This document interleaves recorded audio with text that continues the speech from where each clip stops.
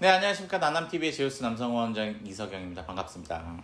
오늘은요, 너무 화가 나는 뉴스가 있어서 제가 한번 가져와 봤습니다. 여율증 보험 사기 관련된 뉴스입니다.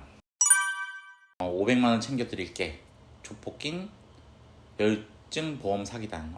저도 여율증을 하는 입장에서는 바로 기사에 눈이 가더라고요. 이전 여율증 수술을 한 다른 사람의 사진을 도용해서 가짜 서류를 보험사에 보내가지고 건당 1000만원 정도의 를 가로챈 것으로 알려져 있다. 여율증 수술이 1000만원까지 나오나, 이게 좀 저는 의심이 들긴 하거든요. 일단 첫 번째로. 그러니까 이거는 정말 얻는 거 있는 거 인정비교 다 집어넣어가지고 뭐 어차피 수술도 안 한 사람이니까 막 있는 대로 다 넣은 거예요. 그렇게 넣어서 1000만원 타가지고 환자한테 500 줬나 봐요. 특히 이제 각각 부산 서명과 서울 강남 일대 여율증 수술 보험금을 허위로 타간 보험 사기 조직을 수사하고 있다. 이렇게 지금 뭐 수술을 하지도 않았는데 했다고 서류를 조작해서 해달라. 야, 수술을 안 했는데 수술을 했다고 하자는 그런 사기의 유혹까지 저는 없었거든요. 근데 이제 환자 알선까지는 있었어요. 저한테 유혹이. 알선 해줄 테니까 수술해주고 인센티브를 달라, 뭐 이런 얘기는 있었거든요. 여율증 보험사의 전국의 체인점 10여 곳을 가진 A병원과 성형외과 등이 연루되었다. 수술 없이 보험금을 탈 수 있는 환자를 모집해서 환자 한 명당 실손 보험금과 수술비 정액 담보 보험금. 그러니까 뭐냐면은 실손 수술비만 하면은 이게 한 400, 500 정도?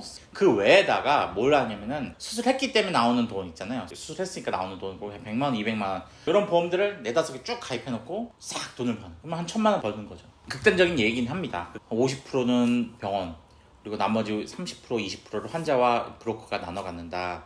옛날에 이제 백내장 보험 사기가 있었는데 요즘엔 이제 여율증, 요게 좀 많이 늘어났다, 이런 얘기를 하네요. 실제로 여율증 건수가 많이 늘어났어요. 왜냐하면 이게 보험의 영역으로 들어오면서 예전에는 그냥 미용이었거든요. 여율증은 미용이었기 때문에 실손을 청구한다 이런 개념이 없었는데 이게 어느 순간 갑자기 보험이 돼가지고 청구를 굉장히 많이 하게 됐거든요. 그리고 제가 항상 예전에도 말씀드렸지만 이 보험이 관련된 사기뿐만 아니라, 그러니까 의사가 진료를 하지 않았는데도 불구하고 의사가 진료한 것처럼 서류를 하고 그리고 보험 청구를 하고 이런 경우가 아직도 부산 서면에는 많이 있습니다. 제가 이것까지는 없어졌다고 제가 말씀드렸거든요. 예전에 진피 같은 거를 뭐 가짜 대체 진피 이런 걸 바꿔치기 하고 이런 것들은 요즘에 거의 없어졌다고 제가 말씀드렸는데 아직까지 있더라고요. 이런 것도 병원 다니면서 꼭 좀 잘 체크를 하셔서 수술하셔야 된다. 지금 그런 해당 병원은 제가 알기로는 이제 뭐 원장이나 그런 그 주변에 브로커 했던 분들이 이제 구속 여부가 진행될 거다라고 하는 걸로 알고 있거든요. 내가 수술을 하는데 이게 좀 막 불법을 막 자행해서 막 해준다?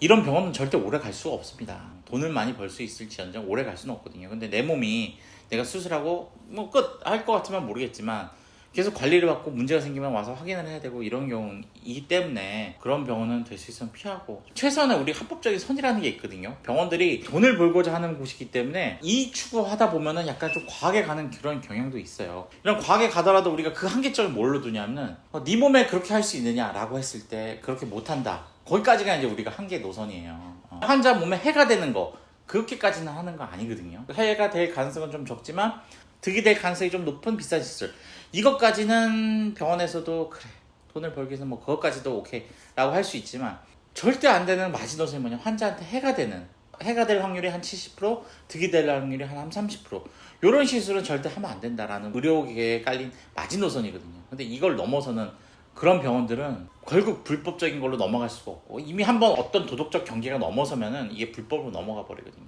꼭 그런 데는 피하셔가지고 이것도 된다고 저것도 된다고 막 그렇네 이러면은 한 번쯤 고민을 해보셔야 되지 않을까, 저는 이렇게 생각합니다.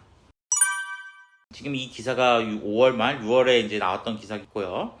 그리고 이런 브로커들, 그리고 허위 진단서 이런 것들에 대한 대대적인 수사가 있다고 하니까, 근데 이 병원이 제가 알기로는 문을 열고서 진료를 하고 있는 걸로 알고 있어요. 저는 그걸 뭐 제가 어떻게 할 수는 없잖아요. 그런 선택하는 데 있어서 주의해야 된다, 이렇게 좀 말씀드리겠습니다.